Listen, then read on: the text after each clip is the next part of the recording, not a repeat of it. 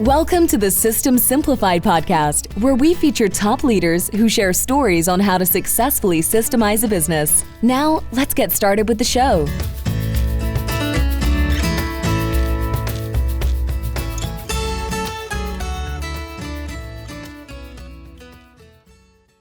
Hello, Adi Klevit here, the host of the System Simplified podcast, where I feature top founders, entrepreneurs, and thought leaders about systematizing a business.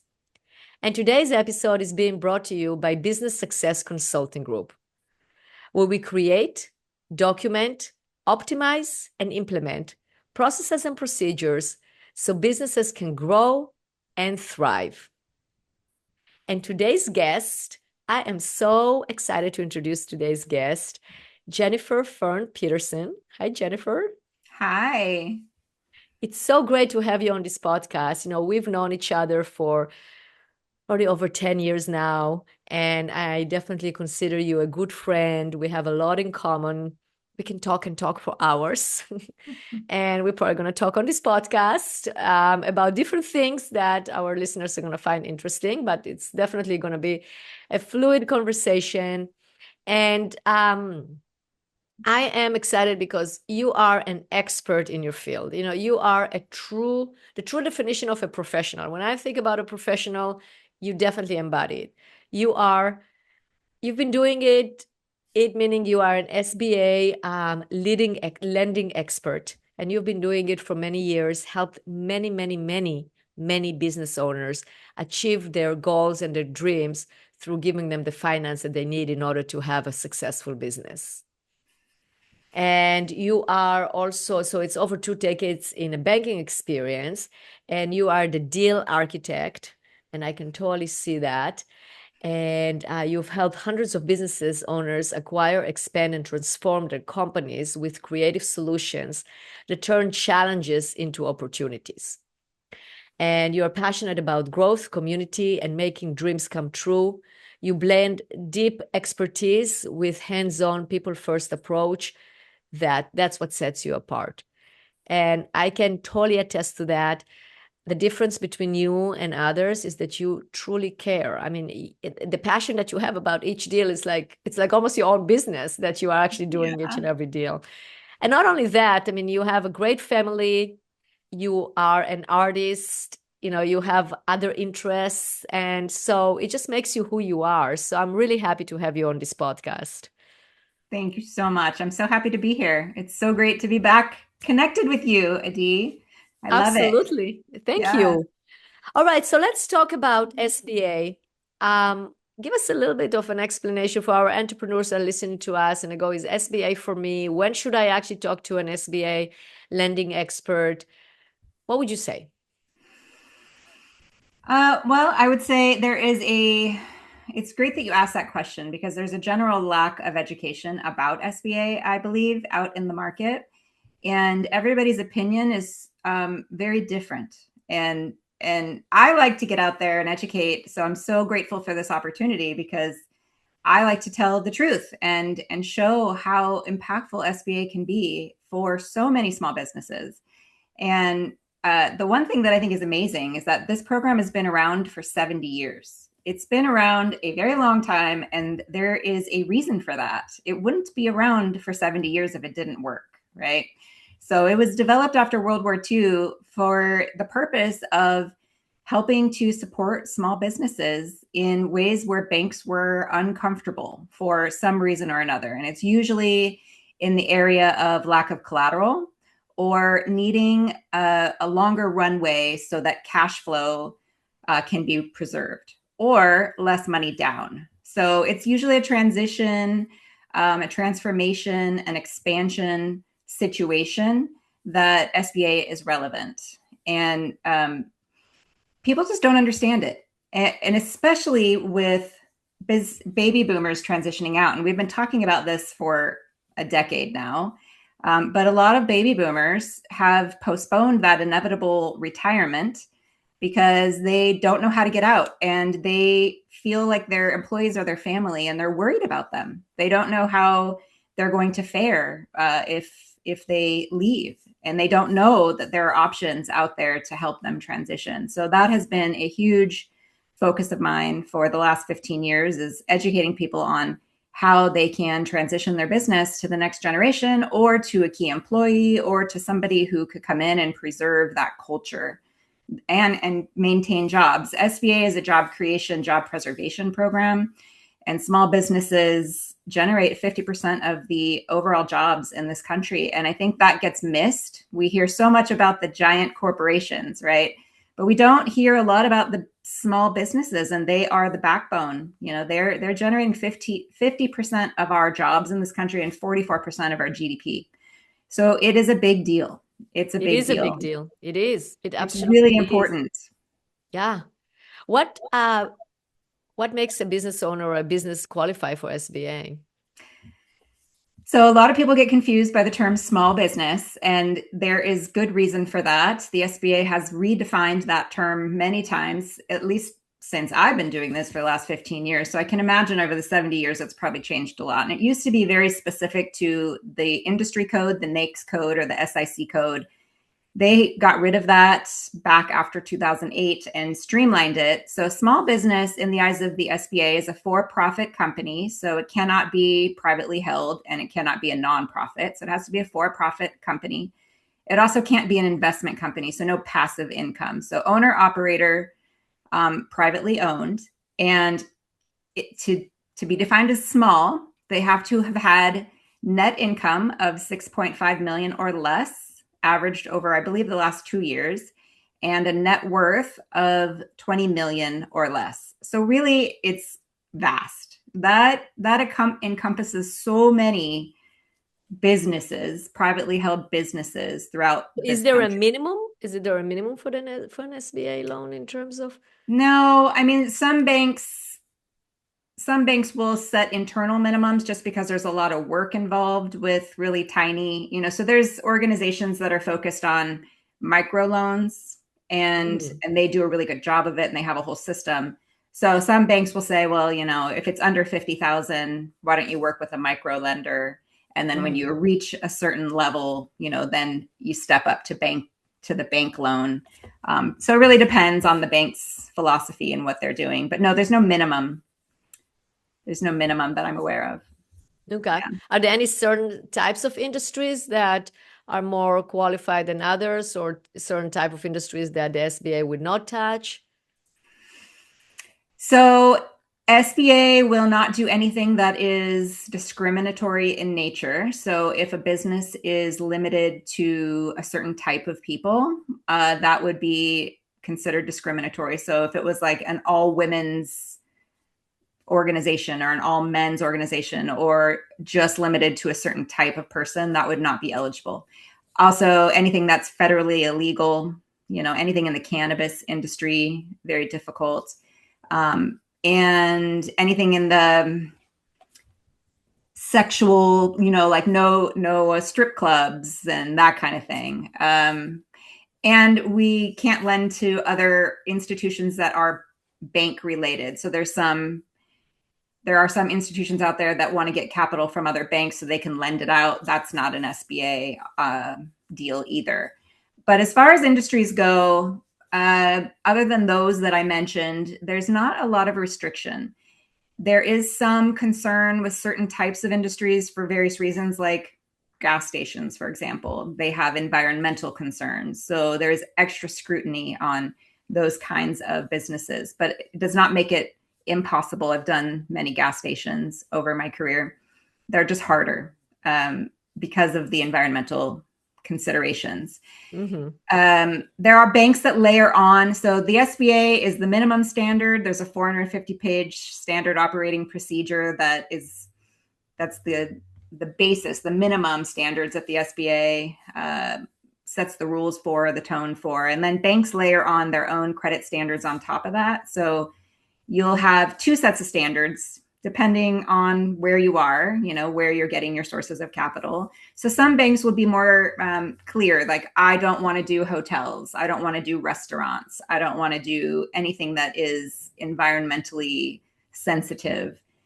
So you'll hear out there, sometimes people will correlate, well, SBA doesn't do that, or SBA doesn't do that. Well, Sometimes that's not true. It's just that's the industry. The banks don't want to do it because there's more risk. So as far as where I'm at now, we're kind of industry agnostic. We will look at any kind of project and see if it has merit on its own, and then decide whether it's something we can get comfortable with.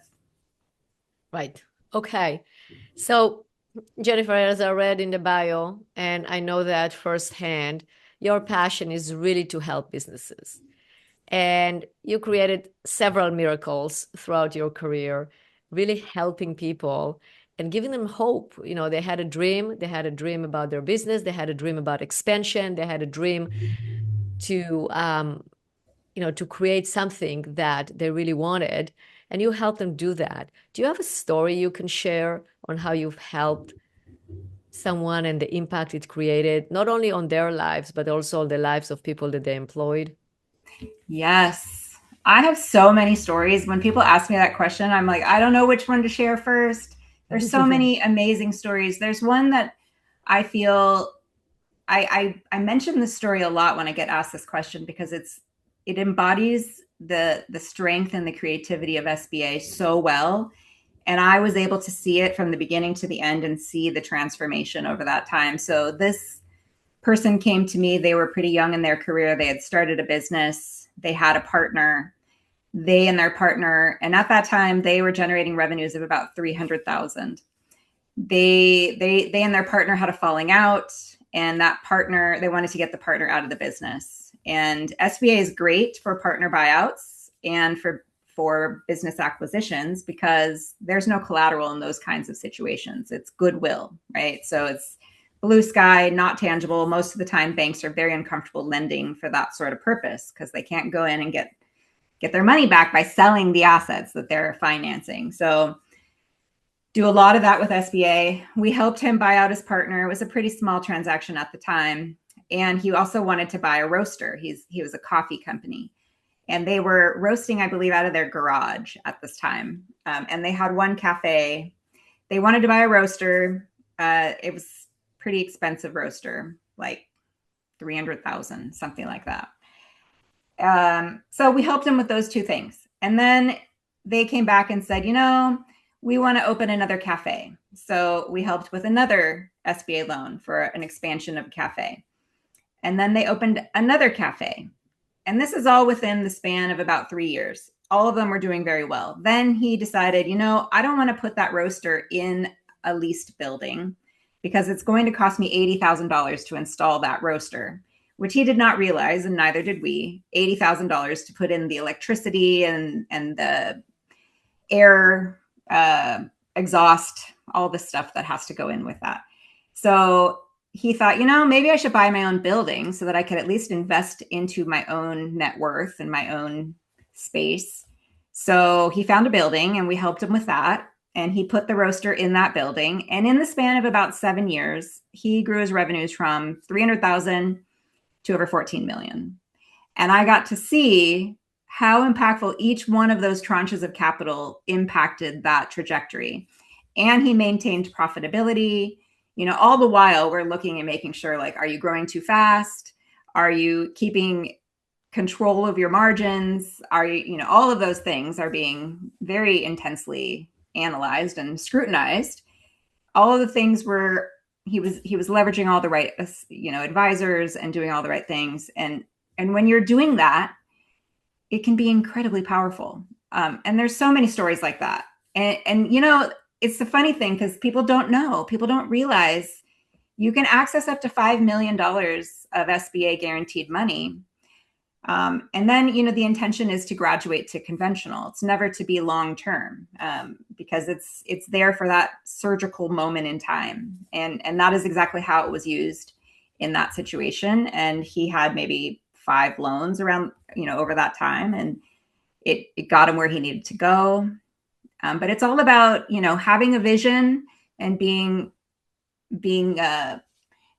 intentional, but also having guardrails, right? Making sure that you're reaching certain milestones and you're keeping track and you're not getting over your skis. So all of that goes into it, but it's super powerful. It's amazing. I love it. I am very passionate about it. I do become I become immersed in every deal that I do, and I can't help it.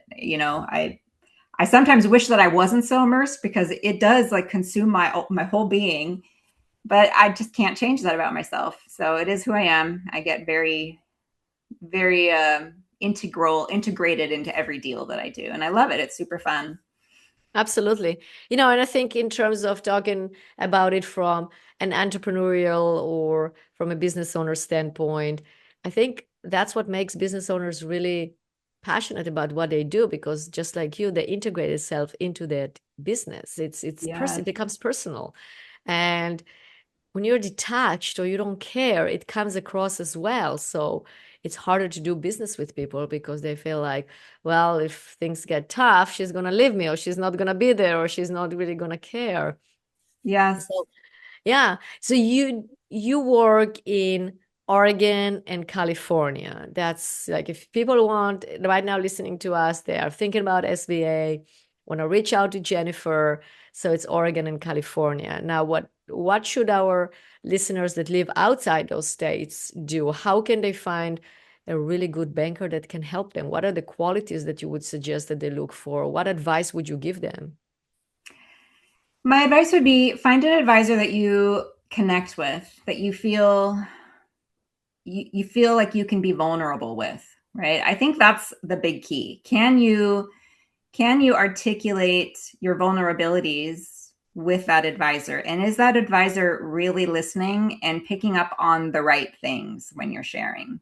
Because sometimes it goes in one ear and out the other, right? So I think first and foremost, connecting with your advisor and believing that they're there to help you, but also understanding their background and their experience, because SBA can be challenging, right? It's not overwhelming and it's not that much different than conventional, but there are some things that you kind of have to know as an advisor or a specialist to help be proactive and avoid roadblocks as you're navigating through both the gathering of the information, but also the underwriting and the closing pieces.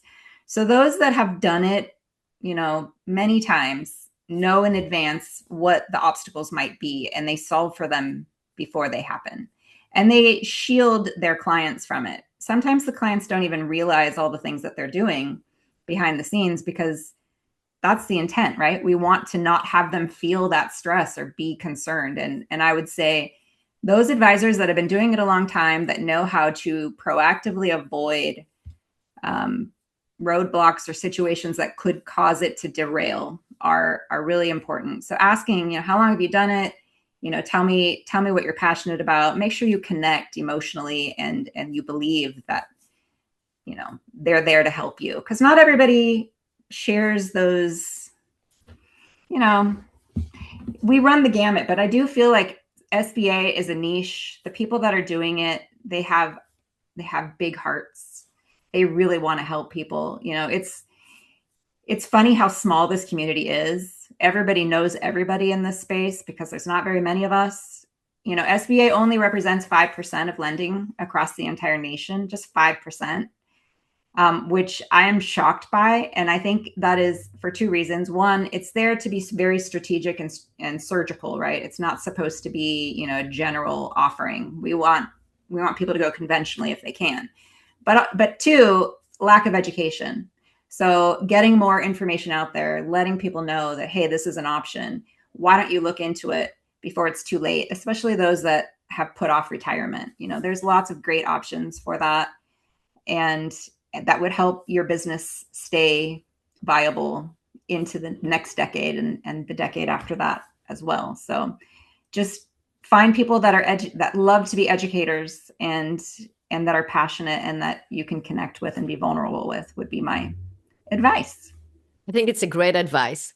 So, if our listeners would like to reach out to you, because obviously, if they live in Oregon and California, absolutely reach out for Jennifer to help. But let's say they have questions in general, or they want to know, because as you said, it's a small network and you can probably help refer. And that's one Yeah. thing that you're such a connector. So you love doing that. And that's obvious. I mean, that comes with a job description in terms Yes. of like caring and knowing and connecting. So how they can get a hold of you? Yeah, so I think the best way to get a hold of me is through my phone number, which I've had for 30 years, which is 503-750-8507. I am very good with phone and text, but also email, which is Jennifer F, as in Frank, Peterson at wafedbank or wafed.com, WAFD.com. Great. So either of those ways. And yes, I do have connections across the entire country. I have friends who are on the East Coast and the Midwest. So do have lots of ways to connect you with really great advisors if you're not in the areas that I serve. Fantastic. Well, Jennifer, thank you so much for being a guest on this podcast. That was a very enlightening conversation, and I'm sure our listeners learned a lot from it.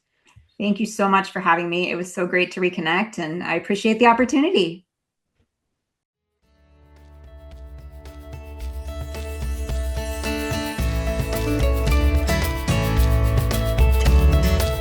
Thanks for listening to the System Simplified podcast. We'll see you again next time, and be sure to click subscribe to get future episodes.